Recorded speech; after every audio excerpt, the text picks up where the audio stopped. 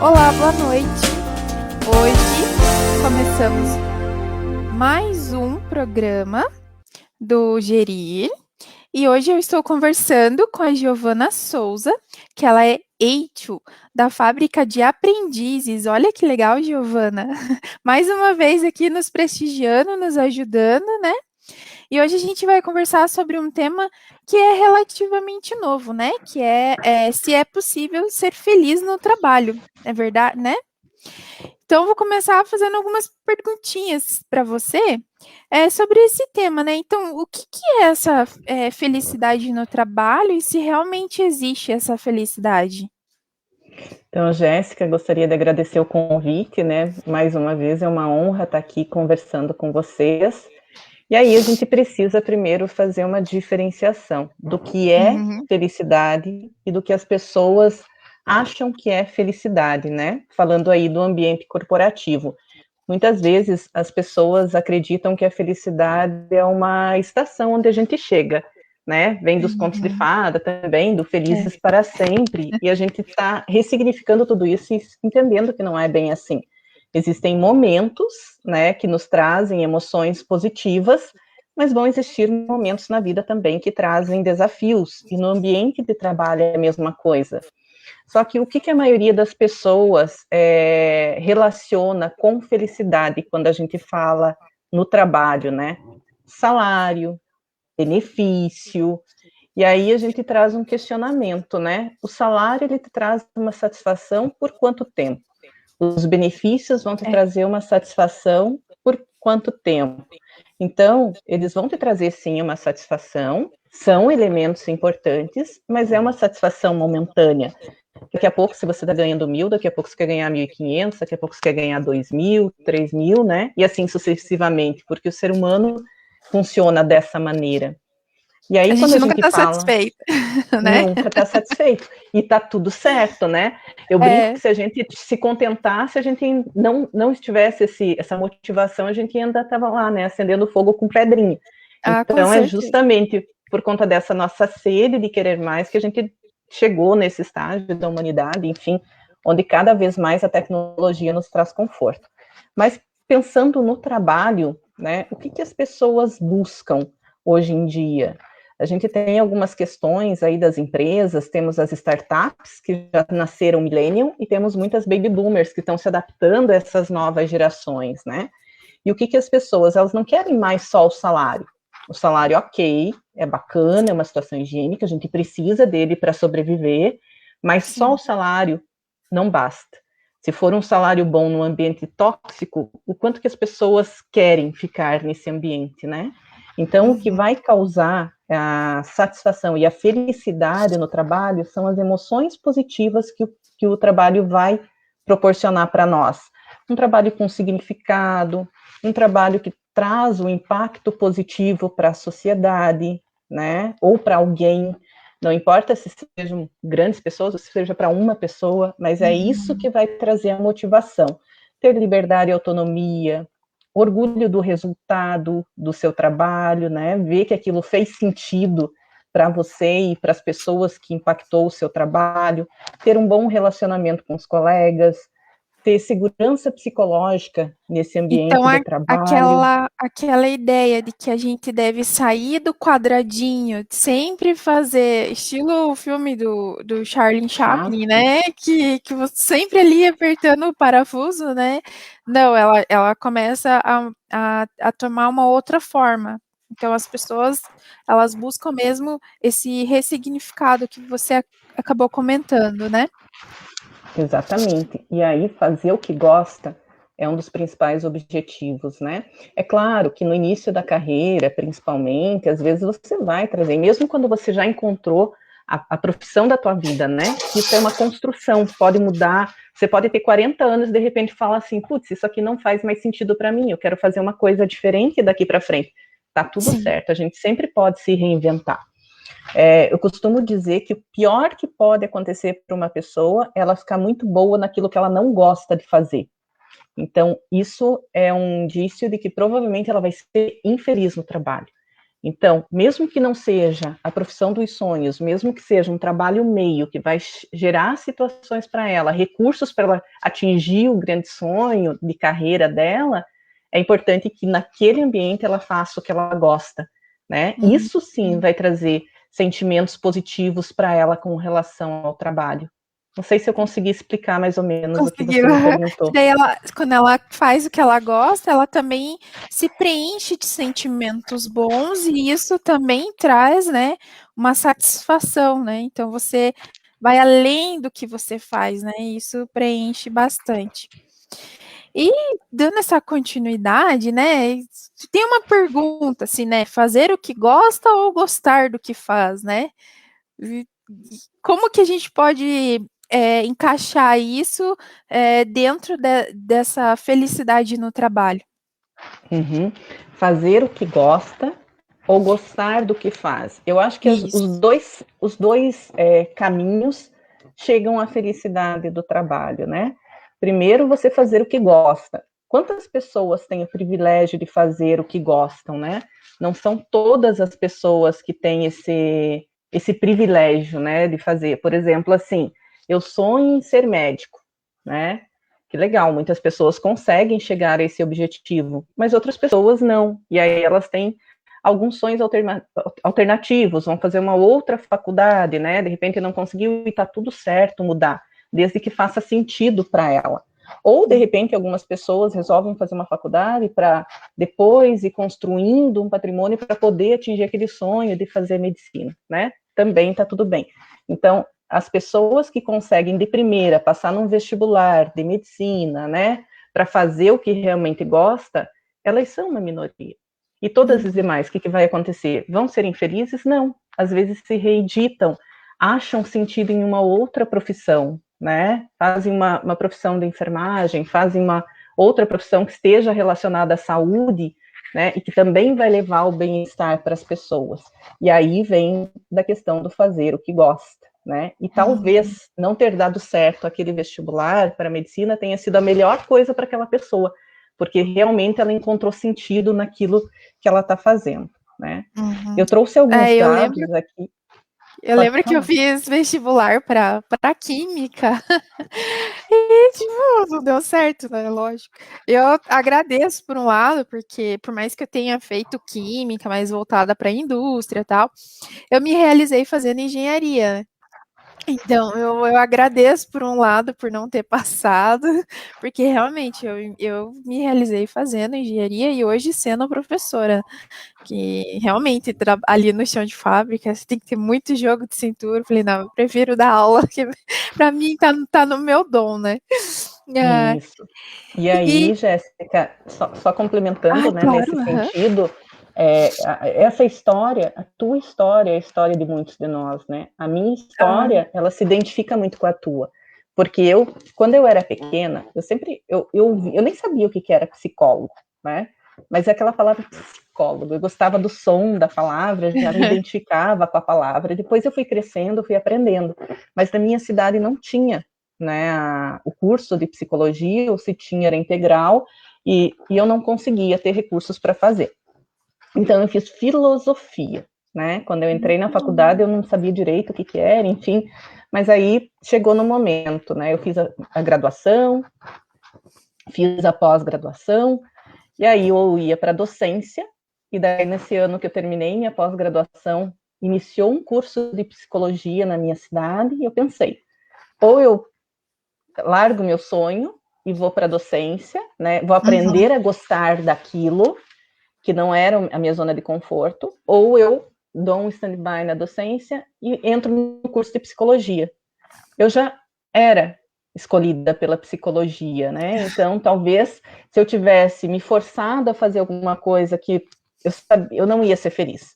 Então, eu parei, fiz a faculdade de psicologia, depois fiz graduação, eu já trabalhava na área de gestão de pessoas, e hoje, né, eu me considero privilegiada porque eu faço o que eu amo, mas não foi de primeira, né, eu precisei passar por uma transição, passei por outras profissões, fui recepcionista de um hospital, depois fui secretária de um empresário, aí depois eu comecei a trabalhar pegando currículo no RH, na recepção, E ali eu comecei a construir a profissão da Giovana. Então, para as pessoas que às vezes não atingiram ainda onde elas querem chegar, tá tudo certo, porque é caminho. Em dado momento elas vão conseguir, né? E vendo tendo essa conversa, então, fica nítido que a gente precisa, para poder alcançar esse sonho, né, essa felicidade, a gente também precisa desenvolver as competências para chegar lá, né? Porque às vezes não basta somente querer, né?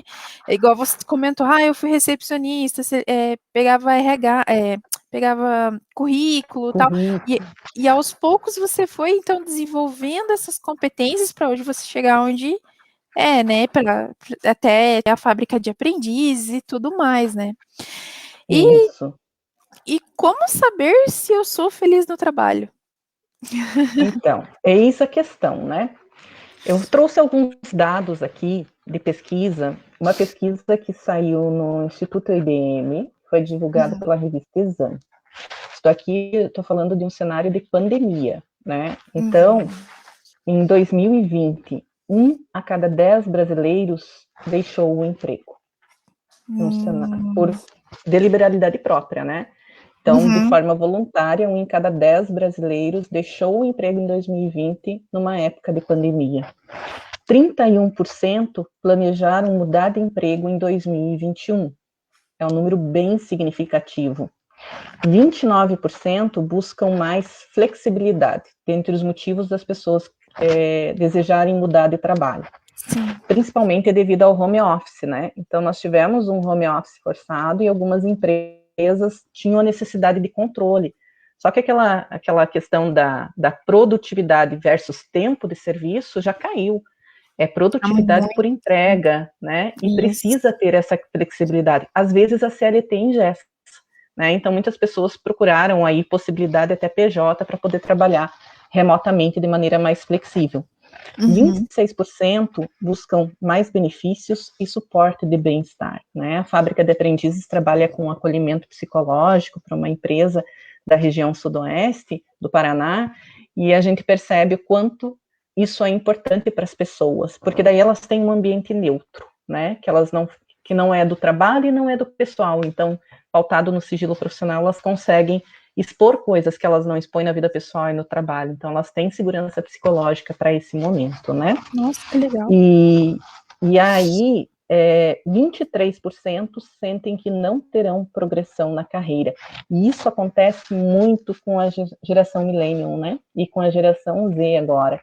Eles querem, o momento para eles de ser feliz é aqui e agora, né? Então, eles são muito focados no aqui e agora. E se eles não percebem essa perspectiva, eles saem. É diferente dos boomers e da geração X, que eles, né, ficavam mais tempo nas empresas, nos trabalhos, tinham aquela perseverança de que as coisas vão mudar. E muitas vezes, né, eu gosto de usar uma metáfora do efeito Príncipe Charlie.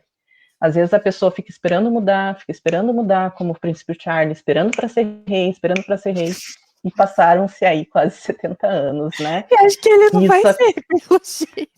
Não sei, né? Vamos esperar as cenas dos próximos capítulos, né? A Rainha Elizabeth eterna, a Rainha Elizabeth, né? A gente brinca, né? Esperando o cavalo branco passar, né? Mas não tem como. Você também tem que criar as oportunidades, né? Então, até por isso que as empresas estão se ajustando a esse novo modelo, né? Elas perceberam que só pagar o salário em dia, fornecer os benefícios para os colaboradores já não basta. Elas precisam propiciar um ambiente onde as pessoas sejam felizes. Tem uma outra pesquisa que entrevistou 23 mil profissionais, né, perguntando o que eles buscam no ambiente de trabalho. E aí, sensação de empoderamento, valorização, porque imagina só, você entregar e não ter reconhecimento, né? Trabalho interessante e significativo, aquilo que eu já falei, né, de ver sentido na entrega do teu trabalho, e senso de igualdade, né? Então, nós mulheres aí estamos cada vez mais buscando isso. Então, uma empresa que ela é igualitária, ela chama a atenção dessas novas gerações, porque eles gostam de trabalhar em diversidade, né? Profissionais mais 50 junto com profissionais de primeiro emprego e todo mundo construindo junto. E, principalmente, né, pautado nisso, as relações positivas. Eu costumo falar, quando eu atendo as pessoas, falando de carreira, né? A gente não é contratado para fazer amigo, a gente é contratado para entregar resultado. Mas que bom se você conseguir fazer amigos para a vida toda no trabalho, né? Que essas relações, o crachá sai, mas as relações que você faz no trabalho permanecem. É muito bom mesmo, é verdade. E, assim, quais são as principais estratégias das empresas para que se possa ter colaboradores mais felizes? Uhum. Só para complementar o que você Ah, tinha tá. falado, né? Como é que eu sei se eu sou feliz ou se eu não sou feliz no trabalho? Uhum. Então, grande parte das pessoas percebe que não é feliz no trabalho quando começa a ter crise de ansiedade, quando é diagnosticado com burnout, né? Ou quando entra aí num processo depressivo. Aí ela já nem consegue ir para o trabalho. Então, assim, quando as pessoas começam a sentir desconforto para ir para o trabalho, de repente não sentem vontade de acordar de manhã, né? Às vezes perde a hora, né? Ou liga, né? Às vezes é home office, pessoalmente, ela se obriga a ir para o trabalho, ou de repente ela não tem segurança psicológica no trabalho. O que é a segurança psicológica, né? É a questão da pessoa se sentir incluída, se sentir pertencente àquele ambiente de trabalho, ela sentir que ela pode errar, que ela não vai ser julgada por isso, mas que ela, claro, vai errar rápido, e daí vai aprender uma outra maneira de fazer, mas ela arriscar nesse ambiente é permitido, ela vai sentir que ela pode aprender com esse ambiente, que ela pode contribuir e, sobretudo, que ela pode desafiar. Imagina que legal você poder falar para o teu gestor que você discorda da ideia dele e ele aceitar isso como uma coisa positiva para que vocês possam construir e inovar, né, a partir do conhecimento dos dois. Então, isso é ter sentido, é ter segurança psicológica no ambiente de trabalho. Então, se as pessoas têm isso, já é um pontinho lá para elas se sentirem felizes no trabalho. Agora, quando elas têm o contrário, que é medo, não poder se expor, aí realmente vale a pena reconsiderar, né? Antes que chegue num estágio de burnout. Tem que avaliar também toda a estrutura, né? Às vezes, algum colaborador ali que não está alinhado com a missão, a visão da empresa, e nem com a sua própria cultura mesmo, né? Então, às vezes é interessante dar uma olhada, dar uma pesquisada. Tem aí várias técnicas, né? Para você poder identificar isso, realmente. Então, voltando à minha pergunta, quais seriam as principais, então, estratégias das empresas para ter colaboradores mais felizes? Então, o que as empresas estão investindo hoje, né? Justamente aí para o home office, como eu tinha falado, sessões de meditação, as empresas estão percebendo que favorecem a produtividade, o próprio acolhimento psicológico, né? Mais do que isso, fazer da jornada do colaborador uma jornada de experiências positivas, desde a hora da atração, do recrutamento e seleção, do onboarding desse colaborador, para que ele se sinta parte, tenha alguém que acompanhe o trabalho dele, né, durante todo o período de experiência, quando ele está na empresa, que ele seja desafiado, que ele seja incentivado a buscar novos conhecimentos, dentro desses aspectos, né, nas datas comemorativas, que seja reforçado o vínculo do colaborador com a empresa, muitas vezes com ações que integrem a família, né, para que a família também se sinta parte desse ambiente de trabalho, exercitar a empatia, né, e a empatia não é só trocar de lugar com o outro, mas entender como é o universo do outro, né.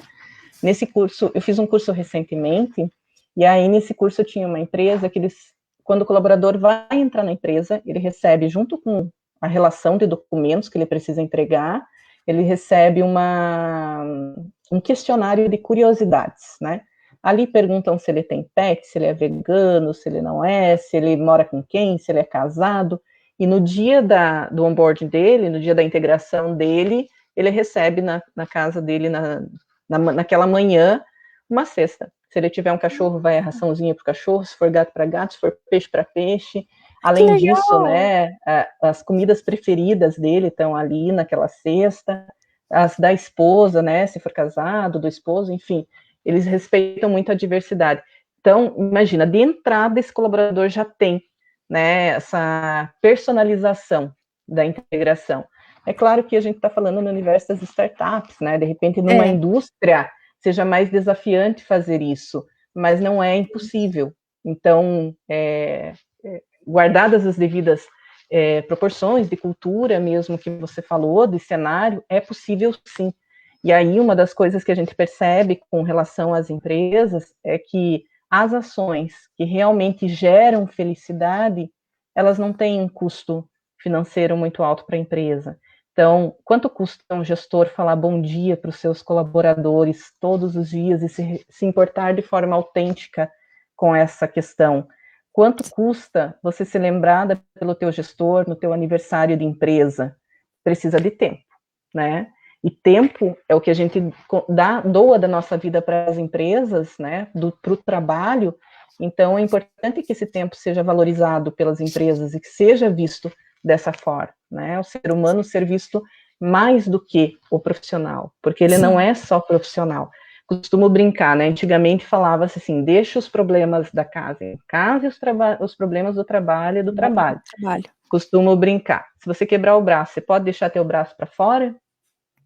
Né? E não, nós somos um só, né? Nós somos, interpretamos vários papéis, mas é uma pessoa só.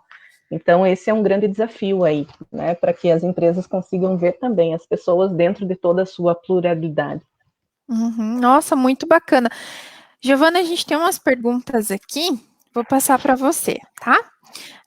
O que fazer quando a sua felicidade e a sua essência incomodam os colegas do trabalho? Então, o que você pode dar dica pro Josiano?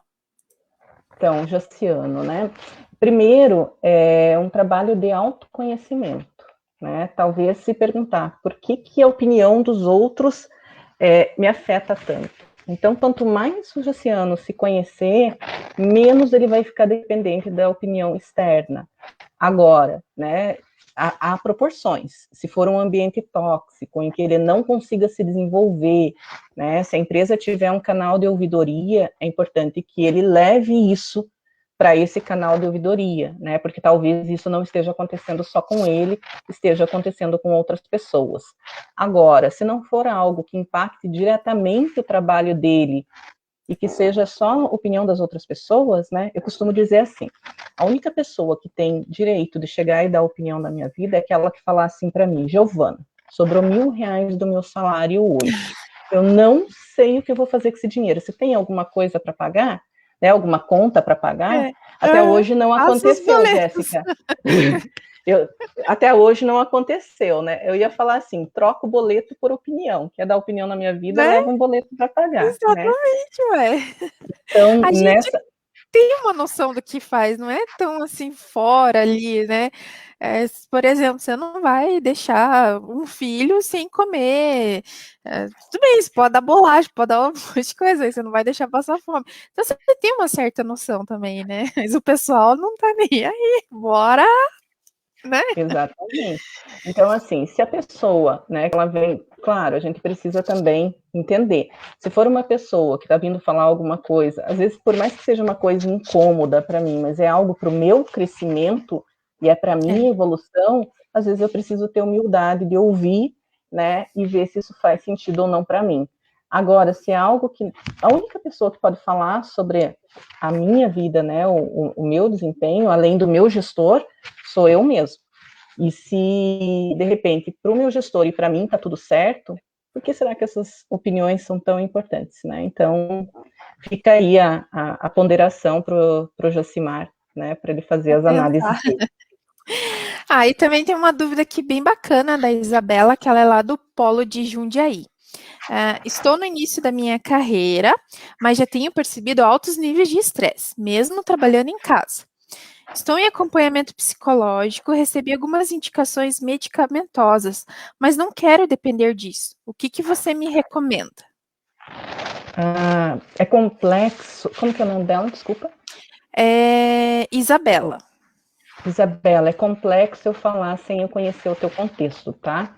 Mas, assim, uma das principais dicas que eu dou, né, para quem trabalha em home office faça pausas. As pessoas em home office sofrem muito com autocobrança. Então, se eu não estiver fazendo alguma coisa, parece que eu estou culpada porque eu não estou trabalhando, e não é bem assim. A gente falou agora há pouco, né? Não, o trabalho com tarefas, com executar coisas, como sendo produtividade, já caiu. Precisa ser trabalho por entregas. Existe uma técnica que se chama técnica Pomodoro e que ajuda bastante nessa gestão do tempo do trabalho. Se você quiser, posso mandar um material para a Jéssica, ela tem caminho, talvez te ajude nessa gestão do tempo. Mas, assim, uma pausa de 10 minutos pela manhã e uma pausa de 10 minutos à tarde para você desconectar. Não sei como é que é o teu contexto, mas se você tiver pet, né, e você puder ficar 10 minutos brincando com teu pet, faça isso. Né? Então, saiu uma reportagem na Você S.A. desse mês, falando da solidão no home office, né? E os pets, eles ajudam muito a minimizar esse efeito de solidão. Então, eu não sei se eu respondi, se eu ajudei a tua pergunta, né? Mas eu acho que fazer pausas é uma das principais Ajuda bastante. ações, né? Para fazer. E Às vezes, desconectar totalmente. ou você pelo menos sai um pouquinho ali, porque normalmente está na sala ou no quarto, pega um café, uma água, abre a janela, dá uma respirada ali, já ajuda, né? Bastante, Bate né? a porta.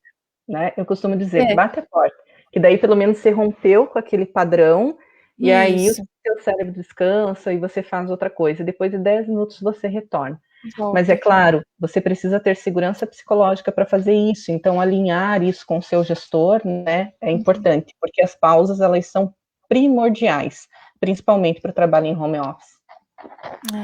Bom, vou passar mais uma pergunta aqui. Tem várias perguntas, mas vou deixar essa daqui. Como não se tornar infeliz, ainda que exercendo uma atividade laboral que não é desejada? Alguma dica? É a da Joelma. Joelma, então é criar uma estratégia, né? Você está num ponto A, eu imagino que você já saiba onde você quer chegar. Sabendo onde você quer chegar, é fazer um planejamento. Antes de você fazer a mudança, pelo menos um ano, guardando o recurso financeiro, estudando a área que você quer ser inserida, buscando, como a Jéssica falou antes, né, sanar os gaps com relação às skills, tanto comportamentais quanto as hard skills, que são as competências técnicas, e se preparar. Hoje em dia, na carreira, nós precisamos ter estratégia, porque carreira é tempo de vida. Quando a gente encara dessa forma, a gente não aceita mais ou menos, né? Quanto tempo da nossa vida a gente vai dedicar a algo que não nos faz feliz? Então, esse processo é transitório, mas você ter uma estratégia para que você chegue no ponto B, aonde você quer, é fundamental. E aí, eu super indico você seguir a Fábrica de Aprendizes nas redes sociais, Instagram, LinkedIn, enfim, que nós damos muitas dicas, né, para que você se instrumentalize com essa estratégia, tá? Isso, e é verdade. Elas dão bastante dicas mesmo. Você pode fazer um planejamento de carreira, né? Dê tempo lá, coloque metas, porque se a gente não colocar meta, não colocar um valor, não vai nada para frente, não é verdade? Então coloca, ó, esses tantos anos para essa profissão, tantos anos eu tenho que estar na outra, e vai indo, né? Às vezes é difícil a gente, né, ir com a cara e a coragem, mas tem que ir. Bom, Giovana, eu Eu vou costumo dizer, pode falar. só para complementar Claro. aí, né, às vezes a gente entra no piloto automático, e esse é o pior risco para um profissional. É igual o efeito Príncipe Charlie, é igual o sapinho, né, que vai estar na água morna, quietinho, ferve a água, ele morre cozido e nem percebe. Então, às vezes, sair do piloto automático, parar um pouquinho e pensar sobre o seu momento de carreira, pensar onde está e aonde quer chegar e definir estratégias para conseguir alcançar esse objetivo é fundamental. E está tudo certo. O momento até agora foi o melhor que todos nós temos com os recursos e ferramentas e conhecimentos que nós temos. Agora, quando a gente tem esse insight, é importante parar, pensar e analisar. E aí sim criar novas estratégias. Verdade.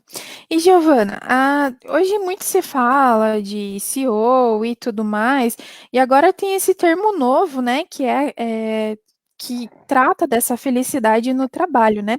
Que até você é certificada nisso, é algo bem bacana, né? Você realmente desenvolveu, estudou e tal, e continua estudando, porque a gente nunca para.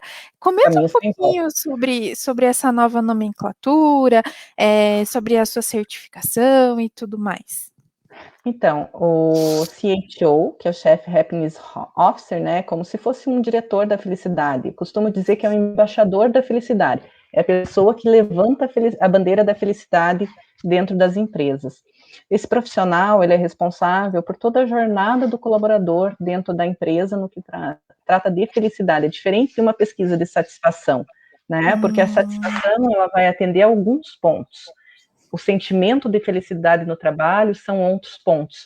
E a certificação, ela traz justamente a ferramenta para que você faça uma pesquisa de felicidade dentro da empresa, determine, engaje as pessoas dentro da empresa para fazer essa jornada em construção conjunta, comunicar isso, engajar os colaboradores nesse sentido, e depois monitorar e medir os resultados, né? Então, ela traz dados e fatos em embasamento, baseado na psicologia positiva, em ferramentas da psicologia positiva, que trazem a jornada de felicidade no trabalho. É desafiante, tá? Ah, eu E imagino. eu aprendi com um colega de trabalho querido uma frase que eu gosto de usar, que a gente não pode ferver o oceano.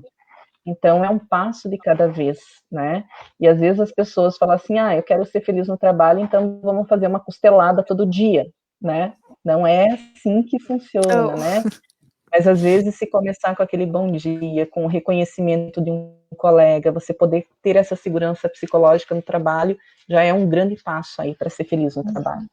Conseguir também ver quais são as competências que precisam ser desenvolvidas, né? Escutar conselhos realmente de pessoas que sabem do que estão falando, né? Que hoje em dia existem gestores e gestores, né? Então, sabe, ouvir mesmo quem é que tem, igual você falou da fábrica de aprendiz, então, que você sabe que é que tem conteúdos realmente pertinentes, que tem conteúdos ricos, que você pode confiar, né? Então também saber o que buscar, porque hoje o que mais tem são informações aleatórias, jogadas, que a gente quase nem, que não são que realmente vai fazer diferença, né? Exatamente, então buscar a credibilidade, né, E profissionais que, e é independente, né, se for na fábrica de aprendizes, que a gente trabalha bastante com desenvolvimento e carreira, mas às vezes a pessoa está numa área de engenharia, mas tem um profissional que ela admira e respeita dessa área, né, e quer saber mais como é que faz os caminhos, eu acho que ter um mentor é fundamental. Independente de quem seja, às vezes a gente tem um mentor em casa, né, muitas pessoas consideram os pais grandes mentores, e muitos filhos seguem a carreira dos pais. Então, é importante ter um mentor e alguém que tenha embasamento, né, e que você reconheça e respeite como autoridade. Eu acredito que são esses profissionais que vão te levar para o próximo nível, né. Na fábrica, a gente é trabalha. especialista em fazer isso. Ai, que bom. Bom, pessoal, eu sei que vocês mandaram muitas perguntas, a gente gostaria de continuar conversando, né? Quem sabe a gente marca mais um bate-papo, né, Giovana, para falar sobre como ser feliz no trabalho, se é possível ser feliz no trabalho 2, mas só que no momento agora, infelizmente, o nosso tempo acabou. Eu gostaria muito de agradecer, foi uma conversa muito boa, nossa, um conhecimento assim que abre a cabeça. Foi muito legal mesmo. Muito obrigada, viu, Giovana? Eu agradeço o convite, Jéssica, mais uma vez. A gente teve oportunidade de interagir na próxima vez. O Everton, querido, também meu colega de trabalho já, né, de alguns anos atrás em uma outra empresa, por isso que eu falo, crachá vai, mas as relações ficam. Então, se eu posso deixar uma última dica, né, invistam nas relações, conectem-se com as pessoas, né, a gente tem no LinkedIn ali uma fonte infinita de possibilidades de conexões, se permitam, né, eu acho que o novo ambiente de trabalho aí corporativo é o LinkedIn, então se você não tem perfil no LinkedIn, faça. É verdade. A gente até Tá, a gente vai marcar como se destacar no LinkedIn. Quem sabe aí uma mesa redonda, eu converso com você. Tem a Ju Farrá também, né? Que eu tô no grupo delas lá. Nossa, tem bastante Querida. coisa, é muito legal. E também com a Laís, que a gente comentou, né? Que até eu recebi mensagens brincando, ó, mas se for para ensinar a se destacar no LinkedIn, tem que ensinar como é que faz o login ali, como é que cria o perfil. Vamos ver se a gente consegue fazer uma mesa redonda bem bacana, com 4 mulheres ali, para a gente dar essas dicas pro pessoal, então. Fechou. Então tá bom. Muito obrigada, viu, Giovana? Até a próxima. Agradeço o convite, tá? Beijão, tchau, tchau. Tchau.